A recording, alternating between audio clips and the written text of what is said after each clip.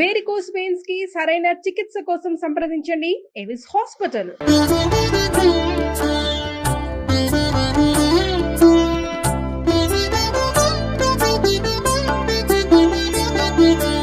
నమస్కారం.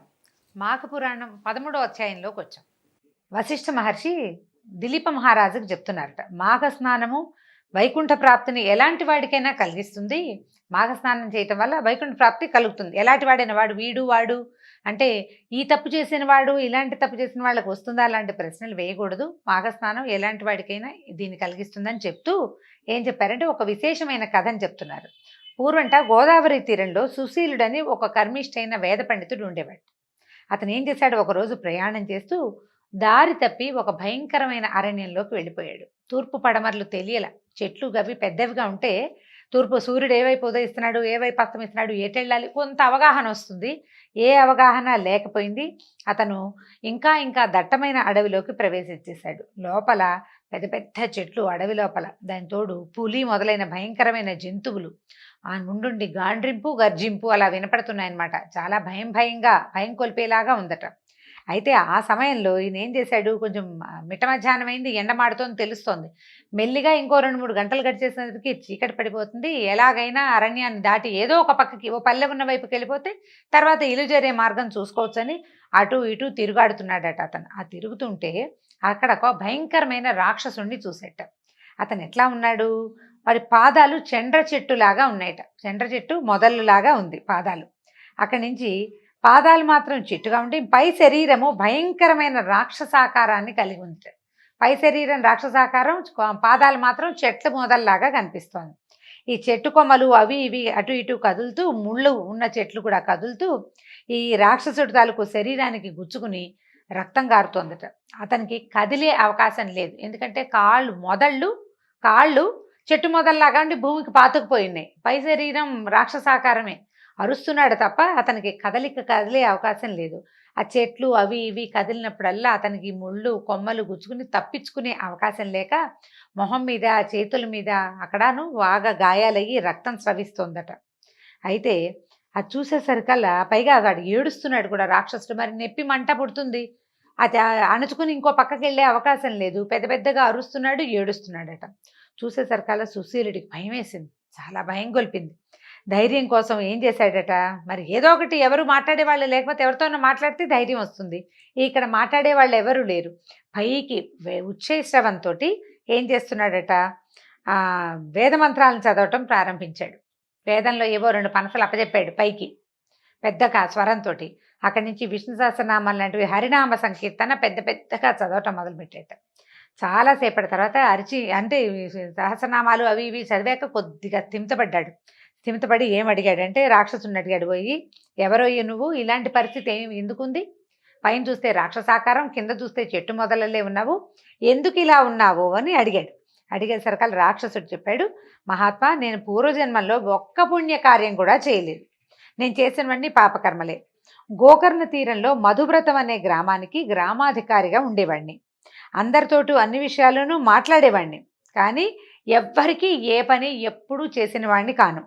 ఎంతో ధనం కూడబెట్టాను, కానీ ఏనాడు ఎవరికేమీ ఇవ్వలేదు.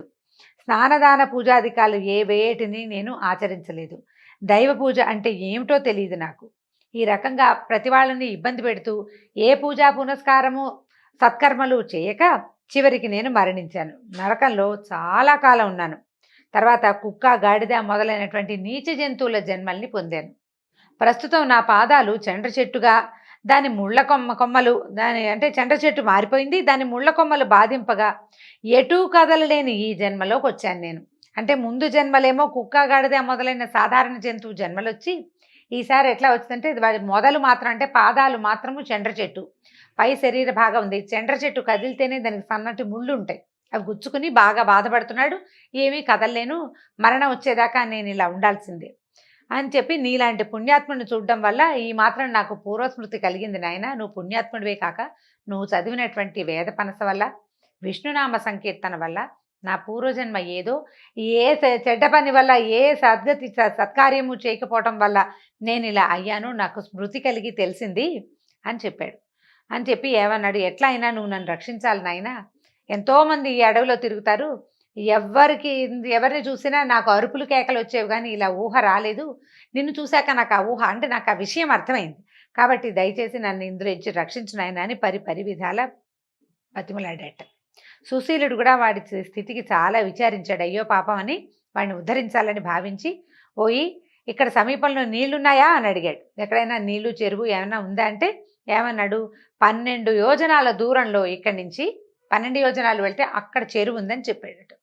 చెప్పేసరికల్లా ఇతను ఏం చేశాడు, నీకు సంతానం ఉందా అని సుశీలుడు కనుక్కున్నాడు. పిల్ల జల్లా ఉన్నారా అంటే ఇది సరిపోయేటప్పటికి నీకు పిల్లలు ఉన్నారా అని అడిగాడు అనమాట. అప్పుడు రాక్షసుడు ఏం చెప్పాడంటే, నాకు ఆ జన్మలో 4 పుత్రులు, వాళ్ళు నాలాంటి వాళ్ళే, వాళ్ళ సంతానం కూడా అలాంటిదే. ప్రస్తుతం నా వంశం వాడు భాష్కలుడు అనేవాడు గ్రామాధికారిగా ఉన్నాడు అని చెప్పాడు. అందరంతే, నా కొడుకులు వాళ్ళు నాలాంటి వాళ్ళే, వాళ్ళ పిల్లలు నాలాంటి వాళ్ళే, కానీ నా వంశానికి చెందిన భాష్కలుడు అనేవాడు అక్కడ అధికారిగా ఉన్నాడు. అయితే సుశీలుడు ఏమన్నాడంటే, పోయి నువ్వు ధైర్యంగా ఉండు నాయనా, నేను నీ వంశం వాడితోటి మాట్లాడి నీకొచ్చిన ఆపదని పోగొడతానని చెప్పాడట. సరే, రాక్షసుడి పూర్వజన్మలోని వంశంలో ఉన్న వాళ్ళని వెతుకుతూ, అంటే ఆ భాష్కలుడు అనే వాడిని వెతుకుతూ సుశీలుడు ఆ గ్రామం వైపు వెళ్ళిపోయాడట. అప్పుడు ఆ భాష్కలుని ఎక్కడున్నాడో కనుక్కున్నటువంటి సుశీలుడు ఇతని తాలూకు పూర్వజన్మ వృత్తాంతం అంతా చెప్పాడట. నీ పూర్వీకుడికి ఇలాంటి ఉంది నాయనా, అతను అట్లా అడవిలో చెండ్ర చెట్టు మొదలుగా ఉండి పైభాగం రాక్షసాకారం నుండి చాలా బాధపడుతున్నాడు అని చెప్పాడు. చెప్పేసరికల్లా భాష్కలుడు అడిగాడు, బాబు ఇంత పని చేశారు మీరు, అక్కడ చూసి వచ్చి ఇప్పుడు నాకు తెలియజేశారు, ఇతనికి ఆ బాధలు పోయి నా పూర్వీకుడు నా వంశంలో పెద్దవాడైన వాడు హాయిగా అంటే స్వర్గంలోకో లేకపోతే ఏదైనా ఉత్తమ గతిని పొందే మార్గాన్ని సూచించమని అడిగాడు. అడిగేసరికల్లా అయితే ఈయనేం చెప్పాడంటే, నువ్వు మాఘమాసంలో నదీ స్నానం చేయమని చెప్పాడట సుశీలుడు. శివుని కానీ కేశవుని కానీ నీ ఇష్టదైవాన్ని కానీ పూజించు, పురాణము చదువు లేదా విను, బ్రాహ్మణులకు యథాశక్తిగా భోజనం పెట్టి వస్త్ర సువర్ణాది దానములు చెయ్యి. దీనివల్ల నీ పాపాలు పోయి నీకు పుణ్యం కలగటమే కాకుండా పూర్వులైన నీ పితృదేవతలకి కూడా పాపక్షయము పొంది పుణ్యలోకముల్ని అందుదురు. అంటే పాపక్షయం కలుగుతుంది, పుణ్యలోకం అందుతుంది అన్నమాట. కాబట్టి నువ్వు ఈ స్నానాలు 7 విధాలు నాయన, స్నాన విధి నేను చెప్తాను, ఈ విధుల్లో ఏదైనా పాటించచ్చు అని చెప్తూ ఏం చెప్పాడు, మాఘ స్నానం చేయి, నువ్వు కనుక స్నానం చేస్తే నీకే కాదు నీ పితృదేవతలు కూడా, నీ ముందు తరంలో ఉన్న పెద్దవాళ్ళకు కూడా ఆ పుణ్యం దొరుకుతుంది, అంటే లభిస్తుందని చెప్పాడు. చెప్పి ఏం చెప్పాడంటే, మంత్రాలు చదువుతూ చేసే స్నానం మంత్రస్నానం, మట్టిని రాసుకొని చేసే స్నానం మృత్తికా స్నానం, భౌమ స్నానం అని కూడా అంటారట దాన్ని. తర్వాత మూడోది ఏం చెప్తున్నారు, భస్మమును శరీరానికి రాసుకుని చేసే స్నానాన్ని ఆగ్నేయ స్నానము అంటారు. తర్వాత గోవులు నడిచినప్పుడు పైకి ఎగిరిన దుమ్ము మీద పడినట్లుగా చేసుకుంటే దాన్ని వాయవ్య స్నానం అంటారట. గోధూళి గనక మన మీద పడితే దాన్ని స్నానంగా భావిస్తే అది వాయవ్య స్నానం అంటారట. తర్వాత నదులు చెరువులు మున్నగు వాటిలో చేసే స్నానాన్ని వారుణ స్నానము. తర్వాత ఎండగా ఉన్నప్పుడు వానలో గనక స్నానం చేస్తే, అంటే ఎండ వాన కలిసి వచ్చినప్పుడు కనుక ఆ వానలో గనక స్నానం చేస్తే దాన్ని దివ్య స్నానం అంటారు. ఆఖరిది మనసులో శ్రీహరిని స్మరించుకుంటూ ఎక్కడ స్నానం చేసినా కూడా దాన్ని మానస స్నానము అంటారు. కాబట్టి ఏం చెప్తున్నాడు, ప్రాతకాలంలో స్నానం చేయలేని అశక్తులు, వృద్ధులు, రోగిష్ఠులు, అనారోగ్యంతో ఉన్నవాళ్ళు వీళ్ళు తడి వస్త్రంతో శరీరాన్ని తుడుచుకోవచ్చు. జుట్టు ముడేసుకుని స్నానం చేయాలి, జుట్టు విరబోసుకుని స్నానం చేయకూడదు. తల స్నానం చేశాక తల ముడేసుకున్నాక శరీర స్నానం చేయాలట అని చెప్పాడు. స్నానం చేసేటప్పుడు అంటే ఎక్కడైనా మనం నదిలో కానీ వాపి కూప తటాకాదులో స్నానం చేసేటప్పుడు పురుషులు తప్పకుండా కౌపీనం ధరించాలి, వివస్త్రలుగా నీటిలోకి దిగకూడదు. మగవాళ్ళు కౌపీనం ధరించాలి, స్త్రీలు చీరని పైనుంచి కిందకి చుట్టబెట్టుకుని స్నానం చేయాలన్నమాట. ఒకవేళ మనం ఏం చేయాలి, ఇలాంటప్పుడు భగవంతుని స్మరించేటప్పుడు తుమ్ము కానీ సడన్గా గొంతులోకి ఫ్లమ్ వచ్చేస్తుంది, ఉమ్మేయాల్సి వస్తుంది, ఆవలింత కానీ మాలిన్యం ఏదైనా మురికిని ముట్టుకోవడం కానీ దుష్టులతో మాట్లాడడం మొదలైనవి తప్పనిసరి అయితే ఆచమనం చేయాలి. స్నానం అప్పుడు కూడా, స్నానం చేసేటప్పుడు కూడా ఇలాంటి పరిస్థితులు ఏమన్నా అంటే నదీ స్నానం చేసేటప్పుడు అనమాట, అప్పుడు ఆచమనం చేయాలట. తర్వాత భగవంతుని స్మరిస్తూ కుడి చెవిని తాకాలి. మనం స్తోత్రాలు అవి చదువుకుంటాం చూడండి, దేవుడి దగ్గర కూర్చుంటామా, విష్ణుదాసనామం 11 సార్లు, ఆదిత్య హృదయం 11 సార్లు అలా పెట్టుకుని చదువుతుంటారు చాలామంది. అయితే చదువుతాం, అదే కాకుండా గ్రూప్లో కూర్చొని లలితా సహస్రాలు అవి పారాయణ చేసుకుంటాం, అందరం చేసేదే కదా. పారాయణలో కాసేపు అయ్యేసరికల్లా ఆవలింత వస్తాయి సహజంగా, అదేం పెద్ద విశేషము వింత విడ్డూరము రాకూడదు కాదండి, సహజమైనది కదా. ఆవలింత వచ్చినప్పుడు కుడి చెవిని తాకాలి. కాకపోతే కుడి చెవి యందు దేవతలు ఉంటారట. వారిని ముట్టుకుంటే కనుక ఆ చెవిని ముట్టుకుంటే ఆ చిన్న మన పాపం పోతుందట. అయితే ఏం చెప్తున్నారు? కుడి చెవిని తాకాలి. అరుణోదయ కాలంలో స్నానం చేయటం ఉత్తమమైన స్నానం. సాధారణంగాను మాఘంలో మరీ మంచిది. తర్వాత సూర్యకిరణాలు తాకుడితే ఆ నీరు శక్తివంతం అవుతుంది. దర్భలతో స్పృశింపబడిన జలమున స్నానం చేయట పవిత్ర స్నానం. స్నానం చేసేటప్పుడు మట్టిని, పసుపు, కుంకుమలు, ఫలములు, పుష్పములు మునుగునవి చెరువులో కానీ నదిలో కానీ ఉంచాలి. తర్వాత శ్రీహరిని లేదా ఇష్టదైవాన్ని స్మరిస్తూ ముందుగా ఏం చేయాలో చెప్తున్నారు. స్నాన విధి అన్నమాట. ముందుగా కుడిపాదాన్ని నీళ్ళల్లో ఉంచాలి. నీటిలో ఉంచాలి అంటే కుడికాలు ముందు పెట్టమంటాను చూడండి.